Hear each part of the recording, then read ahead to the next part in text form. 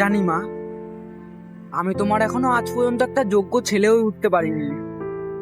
হ্যাঁ, এই কথাটা সত্যি।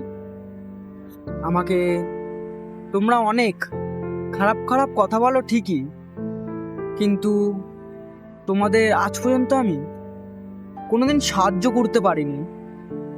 সাহায্য করব কি করে? আমার কাছে তো না কোনো কাজ আছে, না কোনো পয়সা আছে।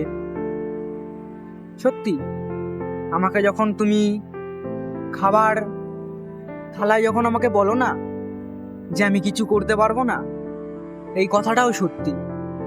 আমি জানি না আমি কি করতে পারবো কি পারবো না। যদি কোনোদিন আমি কিছু না করতে পারি, তাহলে এই এই বাড়িতে অন্তত আমি থাকবো না।